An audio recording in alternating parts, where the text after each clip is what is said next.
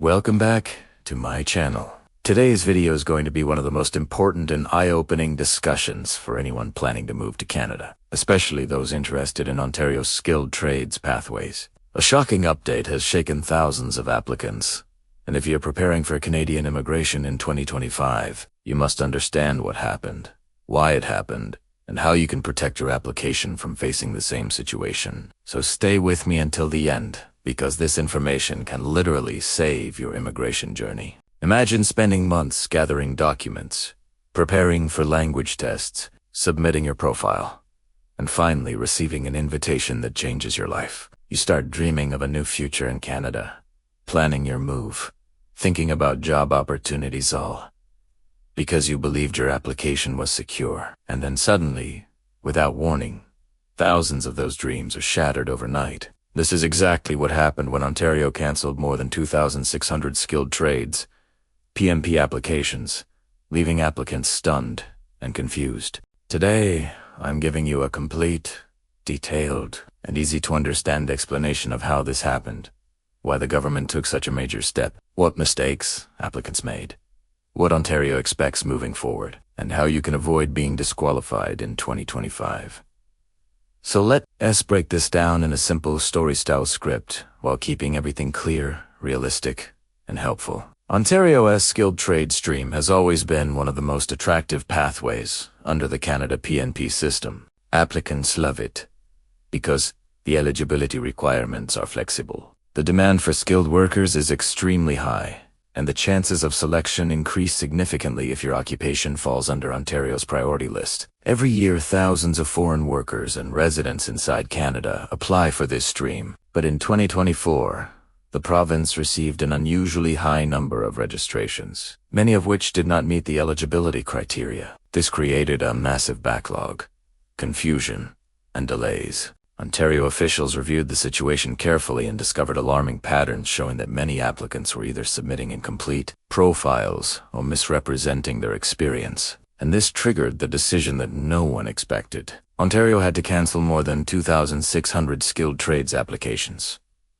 This wasn't a minor update, it was a major correction to fix a system that was becoming overloaded with people who did not meet the rules. The government explained that the majority of these cancelled applications did not qualify because applicants either did not have proper skilled trades experience, didn't meet the job requirements, or failed to maintain active work in Ontario at the time of application. Some applicants claimed experience in trades they had never actually worked in. Others applied with expired work permits or provided job duties that did not match what employers had described. Ontario's immigration system is designed to match real market needs.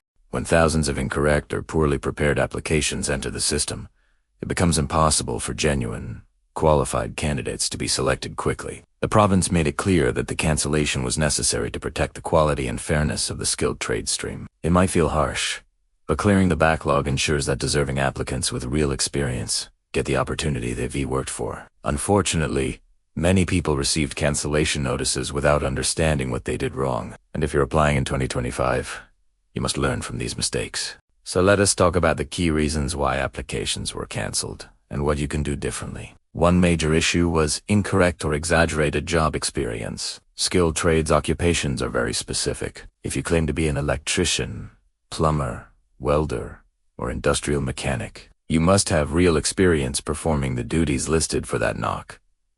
Ontario noticed that many applicants were copying generic job descriptions from the internet instead of providing actual work responsibilities. Offices quickly identify this because employers are contacted, references are checked, and employment history must match the official records. The moment they find mismatched information, the application becomes invalid. Another major reason was that applicants were not actively working in Ontario when they applied. The skilled trade stream requires candidates to be currently employed or have recent, continuous, relevant work experience. People applied even after leaving their jobs or switching to unrelated fields, assuming that their previous experience would be enough.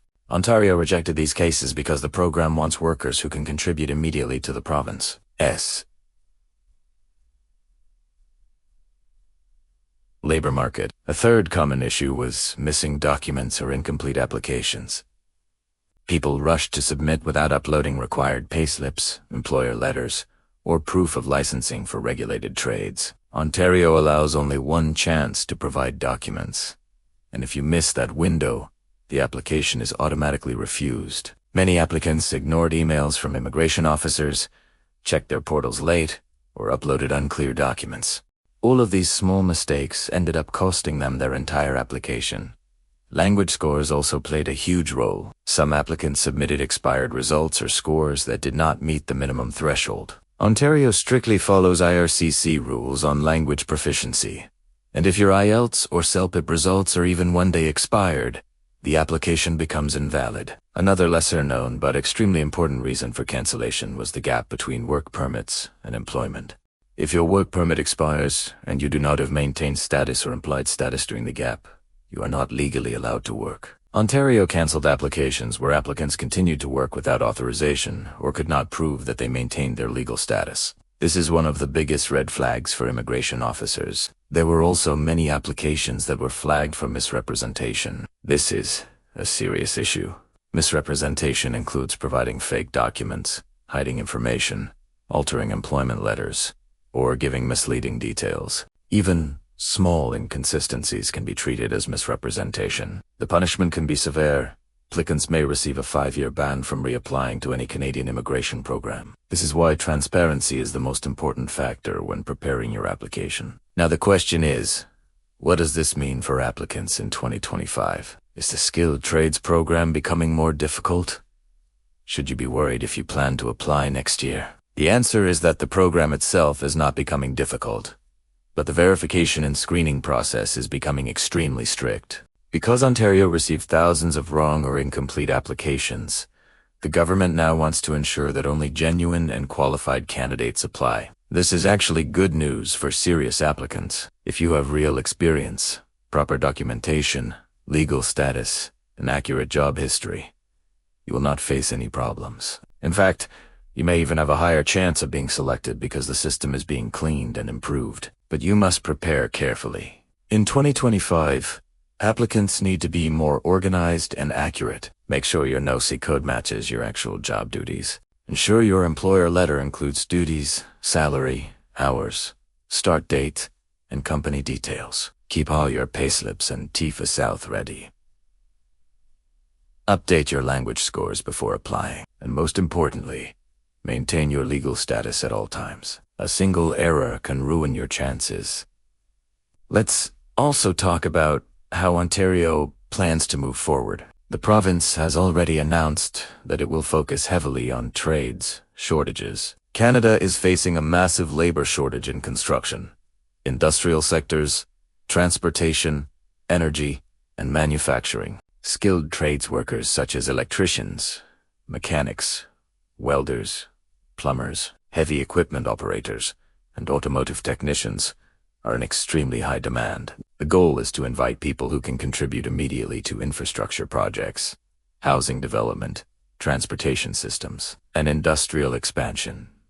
If your occupation falls under these areas, 2025 could be a great opportunity for you. Ontario will likely introduce more targeted draws, selecting candidates who fit exactly what employers need. This means your chances will depend on how well your profile matches the province's labor market. The government also plans to increase verification steps, including employer checks, document audits, and work experience assessments. This is not to make the process difficult, but to ensure fairness and accuracy.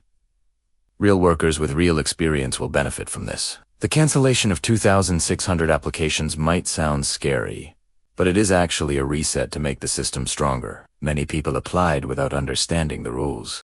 Many submitted incomplete or inaccurate profiles. Many depended on consultants who did their paperwork incorrectly. All of these mistakes created problems, but now you know what actually happened, and you can apply with more confidence and clarity. As we move toward 2025, your success depends on preparation. Keep every document ready. Avoid last-minute mistakes. Understand your NOC properly. Stay in legal status. Work continuously in your skilled trade. Do not exaggerate or hide anything. Follow the rules carefully and your pathway to permanent residency will remain smooth. And now, as we wrap up this detailed explanation, remember one thing. Canadian immigration is not about speed, it's about accuracy. Those who prepare properly win. Those who rush lose, and those who understand the system achieve their dream. Thank you so much for watching. If you found this video helpful, make sure to like, share, and subscribe because I'll keep bringing you the latest updates, deep insights, and powerful guidance for your Canada immigration journey. Your support helps me reach more people and share important information that truly matters. I wish you all the best for your plans in 2025. Stay focused, stay honest, and stay prepared. I'll see you in the next video.